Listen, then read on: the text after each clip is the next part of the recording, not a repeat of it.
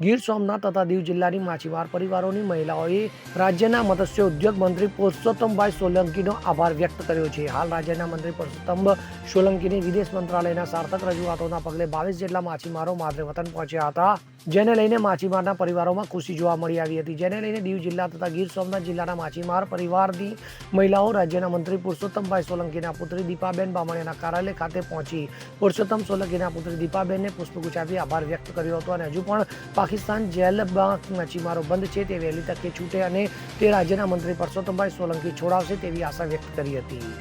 મારું નામ છગન બામણિયા છે. હું દીવ રહેવાસી છું.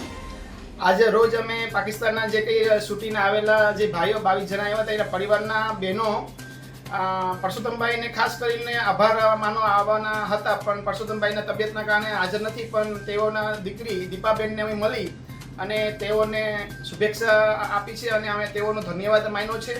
અને બાકી રહેલા 195 જણા હજી પણ પાકિસ્તાનની જેલની અંદર છે, એ લોકોને છોડાવવા માટે દીપાબેનને અમે ખાસ વિનંતી કરી છે કે આ ભાઈઓને પણ વહેલી તકે છોડાવે. કારણ કે આગળ અમે જ્યારે ફેબ્રુઆરીમાં પરસોત્તમભાઈને મળ્યા હતા એ પછી એ લોકોની એટલી બધી સરસ રજૂઆત કરી કેન્દ્ર સરકારમાં અને તાત્કાલિક જે કંઈ બીમાર લોકો હતા એ 22 જણા તાત્કાલિક એક જ મહિનાની અંદર છૂટીને આવ્યા છે. એટલે અમારે ખુશી પણ છે અને અમને વિશ્વાસ છે કે ફરીવાર પણ અમારે જ ભાઈઓને છોડાવવા માટે પરસોત્તમભાઈ જ મહેનત કરશે અને એ લોકો જ લઈ આવશે અમારા ભાઈઓને દીકરાઓને. એટલે અમે ફરીવાર બેનને અને પરસોત્તમભાઈને રિક્વેસ્ટ કરવા માટે આજ રોજ બહેનો સાથે અમે આવ્યા હતા ઉના મુકામ. નમસ્કાર, મારું નામ દીપાબેન બામણિયા છે. હું ગીર સોમનાથ અને જુનાગઢ જિલ્લાની કોળી સેનાની પ્રમુખ છું. આજે પાકિસ્તાન માછીમાર જે પાકિસ્તાનના બંધક છે તેની મહિલાઓ પરિવાર મળવા આવ્યા હતા, તે શા માટે આવ્યા હતા? અગાઉ ફેબ્રુઆરી મહિનામાં મારા બાપુજી પુરુષોત્તમભાઈ સોલંકી જે મત્સ્યોદ્યોગના મંત્રી છે એમને આ બહેનો રજૂઆતો કરવા આવ્યા હતા અને ઘણા બધા સમયથી એ લોકો પાકિસ્તાન જેલમાં બંધ છે, તો એમને મુક્ત કરાવવા માટે એ લોકો રજૂઆત કરવા આવ્યા હતા. અને એ દરમિયાન રજૂઆત કર્યા પછી, સફળ રજૂઆત પછી ઘણા બધા ભાઈઓ એમાં છૂટ્યા પણ છે.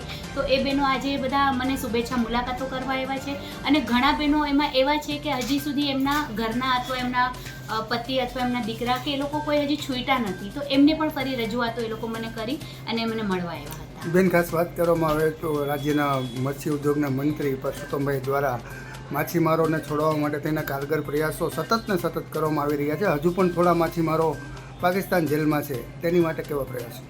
એમના માટે અમે જેટલી રજૂઆતો અમારા તરફથી થાય છે, અમારા વિભાગથી થાય છે, એ રીતે તેમને કરીએ જ છે. અને જ્યાં સુધી જેટલી અમે સફળ રજૂઆતો કરીએ છીએ જેથી કરીને વહેલી તકે આ લોકો હજી બંધ જે સ્ટાફ છે એ લોકો જલ્દી છૂટે એવી અમે વહેલી રજૂઆતો વહેલી તકો. Bureau report CN24 news. હવે જુઓ દેશ દુનિયાની તમામ ખબરો તમારી આંગળીના ટેરવે. ઉઠાવો મોબાઈલ અને Google Play Store પરથી ડાઉનલોડ કરો અમારી CN24 ન્યૂઝ મોબાઈલ એપ.